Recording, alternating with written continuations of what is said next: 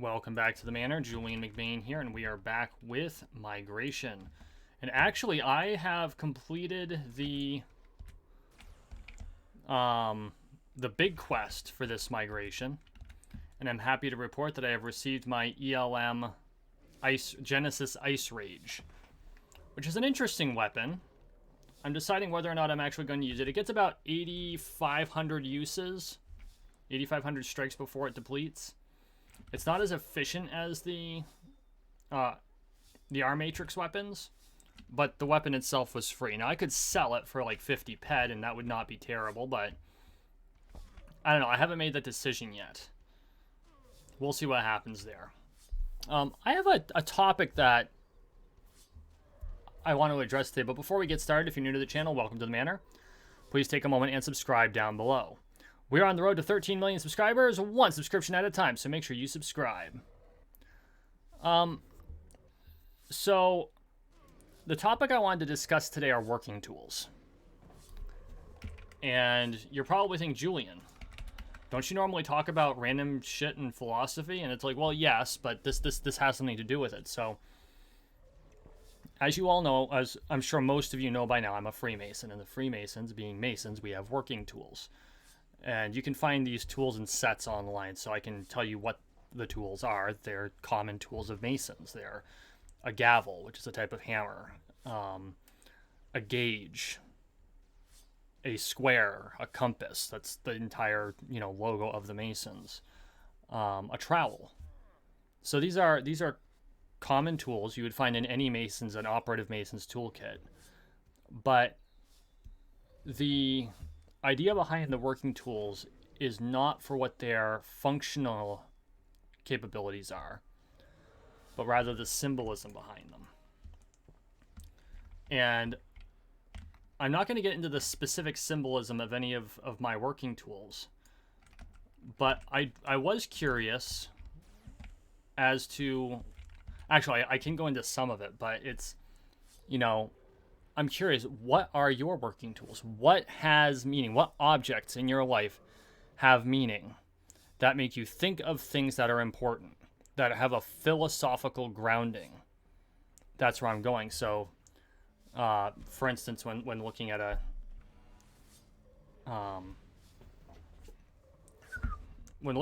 tool that you might have, whether it's your grandfather's or your mother's cookware or what have you,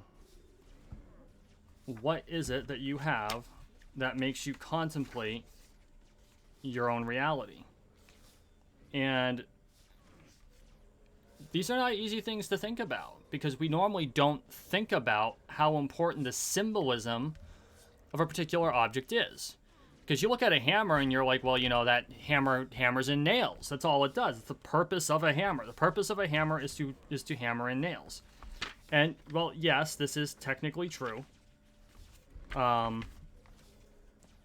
there's more to it than that.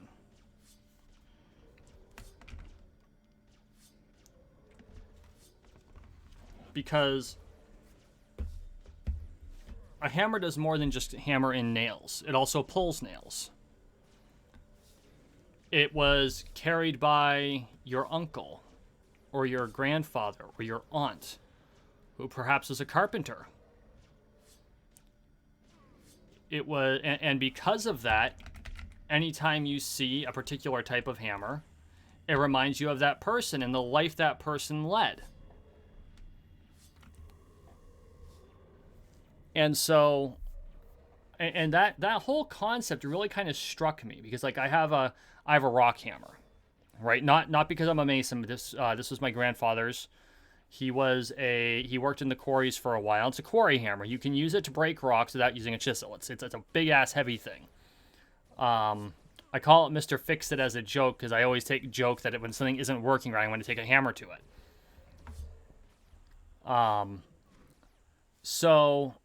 But when I view this hammer, I think of my grandfather, and it makes me think of the life he led and the philosophy he had in life. And his philosophy was to be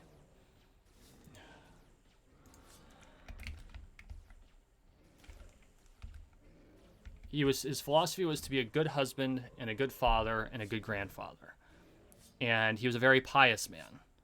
And so he followed the doctrine of his church very closely. He was very, very Catholic. And so all of that and the way he led his life, always working, always outside, it makes me think of the good things.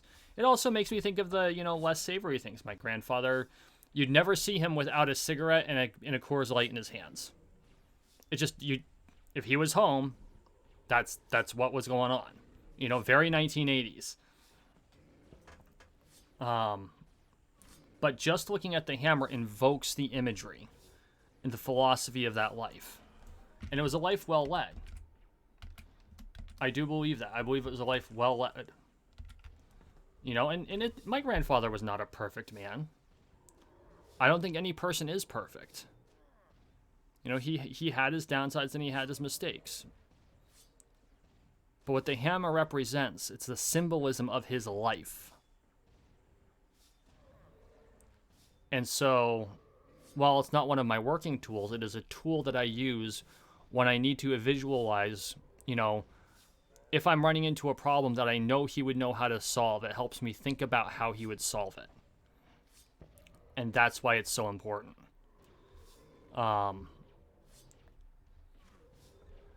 It's like the 24-inch gauge in masonry is, and I'm going to gloss over it, but it's basically an admonition, not an admonition, it's an instruction on how to properly schedule and divide your day.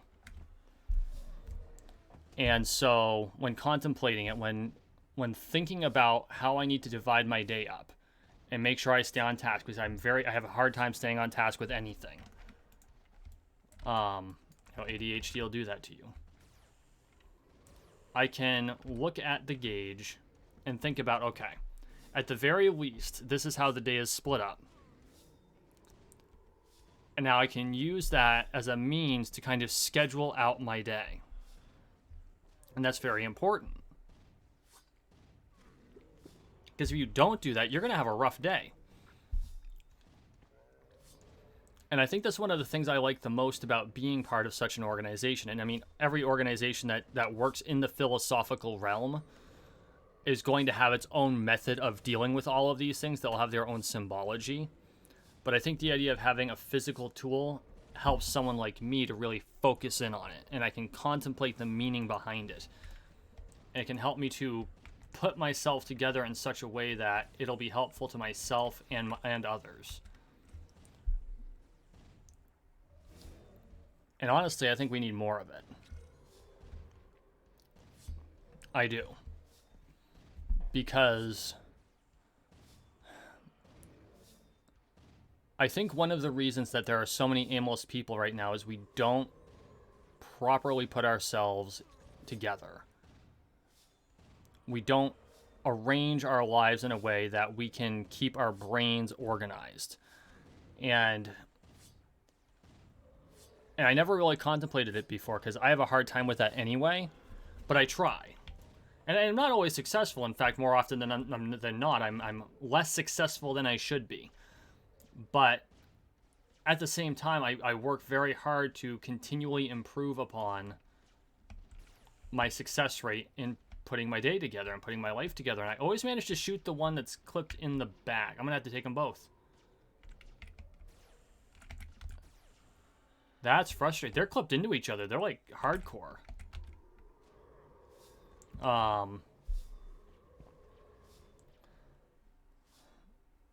So, and I've been working hard at that, at putting things back together. And before COVID, I thought I had it going pretty well, and now I'm struggling to get back into that mode of that frame of mind.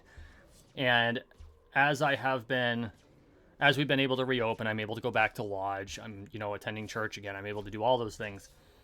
I have been able to better contemplate how best to go about doing that.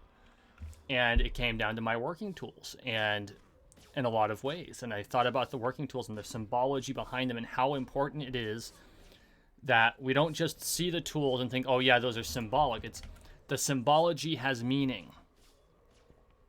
So look behind just the symbol and understand the purpose of the symbology, which will help me to organize the things in my life that need to be organized so that I am not scatterbrained. And I got to thinking about it. I'm like, for someone like me, who's a member of an organization that has a set of tools that we can physically handle and use those to focus in on, because that's basically what they are. They're focuses, right? I know the more esoteric among you will know how to work with foci.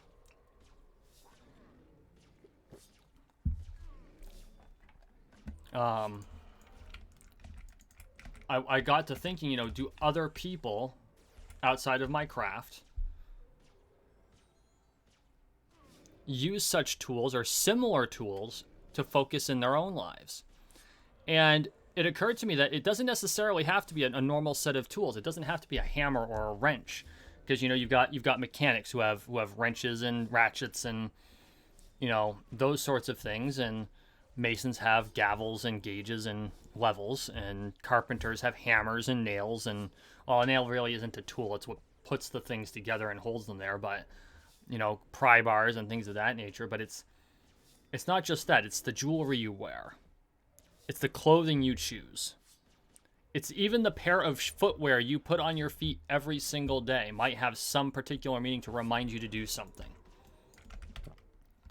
And that was kind of an interesting thought process. And it's like, you know, I have to operate by routine. Every day I follow a very specific routine, not to the letter. It's not a prison, but as long as I follow the routine, the day itself generally goes fairly well. And I've got that home routine down, and I'm trying to build that routine at work, of which I have not been super successful, because when you work with customers tend to throw a wrench into routine. And it's not their fault. They have no clue you have a routine. And you can't just ignore the customers. But I'm trying to put together that routine and make it so that I can operate in such a way where I know when I go in what needs to be accomplished and am able to make a reasonable attempt at accomplishing them and have a good chance of success every single day. And so I got to thinking, you know, what items would be considered working tools for another person? You know, when I go to my normal job, my working tools are my suit, my boots, the hat I wear. You know, even though I don't use it for my job, even my sidearm has a certain symbology to it, because it represents the responsibility I take for myself and my safety. And so it got me to thinking, you know, what other things might constitute that type of symbology for a person? Because, you know, I've got friends in other organizations where they have certain awards and they wear the symbolism of that award all the time, right? So like I'm a member of the Society for Creative Anachronism, and there is an award for fencing called the Order of the Silver Rapier, and this is an order I'm a member of, and I've got a couple of friends who are also members of the order. The order is very large because it's the first order of fencing in the region that I'm in. And one of them wears his pendant all the time. And I don't, you know, I have no problem with this. I just got to being very curious as to, you know, why would he decide to wear this particular pendant all the time? Because I only wear mine when I'm, say, at an event or at a practice where it's important that the symbology be there so that newer students know they can approach me with questions, right? The symbolism tells them that I have enough experience to provide them with some instruction on how to do things safely or better, or maybe even give them some insight as to what they're doing that could be, you know, a little bit more done a little bit more tightly. And so, and you know, if there's a golden rapier which is above silver, which I am not a member of, and so they'll know that if there's a golden rapier on site and a silver rapier on site, the golden rapier is going to have far more experience than the silver rapier. And so, in a lot of ways, in that space, those are working tools, because the symbolism provides people with an understanding of who they can approach and what they can ask, or roughly what they can ask them, and what kind of experience and expertise that person should, at least in theory, have. Bless it. was a little late.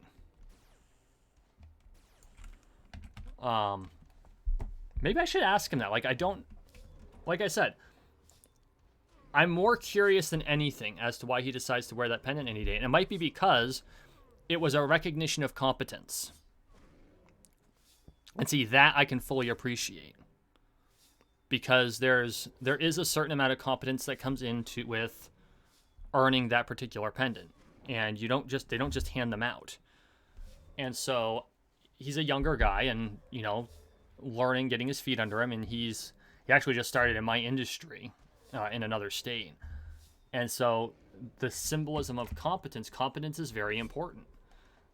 And so perhaps because he has that, whenever he's feeling, this is just me speculating, I have not asked him, and although I should, and if you're watching this, you know who you are, and I would encourage you to bring it up to me the next time we speak, or maybe I'll bring it up the next time we speak with each other. Perhaps at a time when, maybe he's feeling less than confident in something because it's new, or he's learning it, or, he might be feeling down because he feels like, I just keep making this mistake. You can grab a hold of that pendant and remind yourself that no, with enough practice, you can be competent at just about anything. And I think there's a lot of utility in that. I think that that's a useful thing to have. And just like I have my working tools to help me when something is bothering me, that for him would be considered a working tool. Even though the raw purpose of the symbol of the pendant is far different from any of the tools that you'd find in Freemasonry.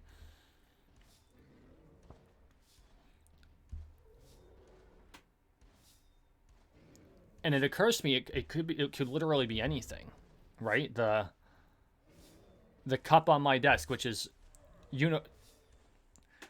my coffee cup is almost never empty at work. Like, I have that thing full of coffee almost at all times, all day long. And I'm constantly drinking from it. As soon as it's empty, I get another cup. And I go through far more coffee than I should drink, but I do drink a lot of coffee. And so that mug of coffee symbolizes the focus that I need to... No! I freaking hate it when it does that. It's like, instead of shooting the one I'm pointing at, we're gonna snap to someone else's target, because that friggin' works. I have a coffee cup next to me now. If someone had to say, pick one thing that serves as your logo, as much as I would love to say it's the sword, or perhaps one of my working tools, it would be a coffee cup. I guarantee it would be a coffee cup. Like, I think the only person I could not compete with for that as a logo is Colo from Twitter, who, not Twitter, Twitch, who, by the way, is an amazing content creator. You should check her out. That's the only person who can probably outdo me as having the coffee cup as a personal logo. I drink an absurd amount of coffee.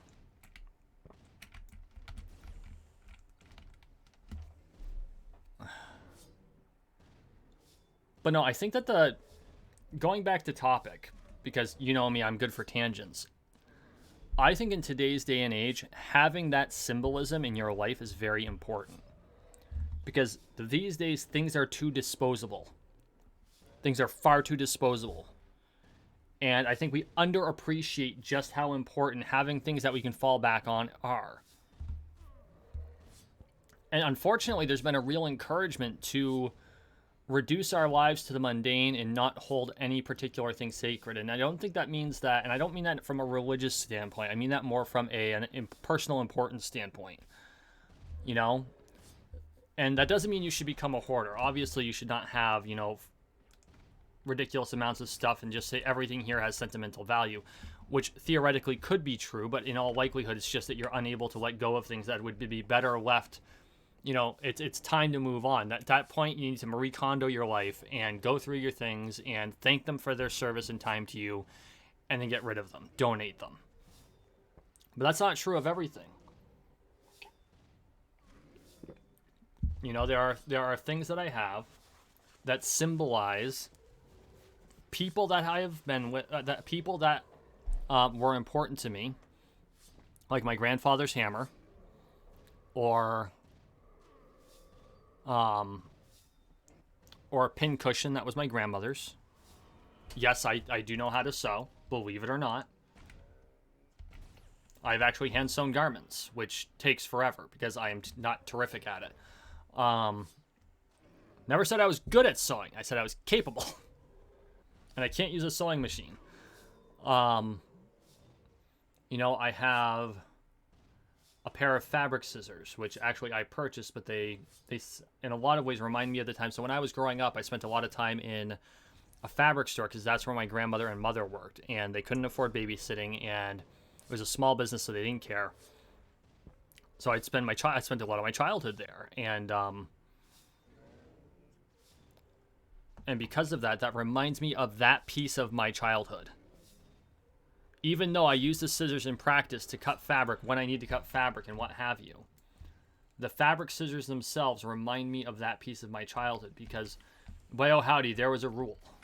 You do not cut anything but fabric with fabric scissors. And, my grandmother caught me cutting paper with her fabric scissors one day, and I thought I was going to die.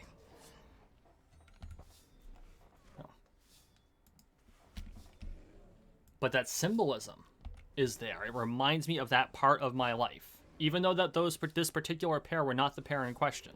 It reminds me of that piece of my life and the things I learned in that part of my life. And I feel like we probably all have things like that. And so, in a lot of ways, these objects, they're like a memory palace. There was I don't remember who came up with it. And my second computer is not up and running, so I can't look it up, but I know it was featured in, I believe it was featured in, it was either Silence of the Lambs or Hannibal. But it wasn't, that author wasn't the one whose theory it was. I'm going to quickly see if I can't bring up the information on it.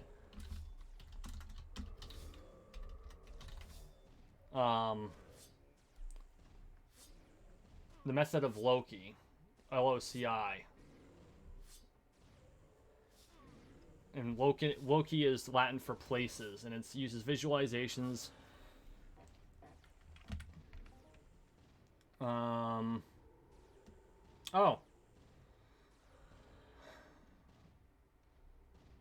It looks like it was originally brought up by Cicero. So, that's cool. But in a lot of ways, these form the mundane, like the hard, mundane parts of what would normally be in a memory palace. Because I take the object and it sparks a memory. The thing about memory is it's not just a memory.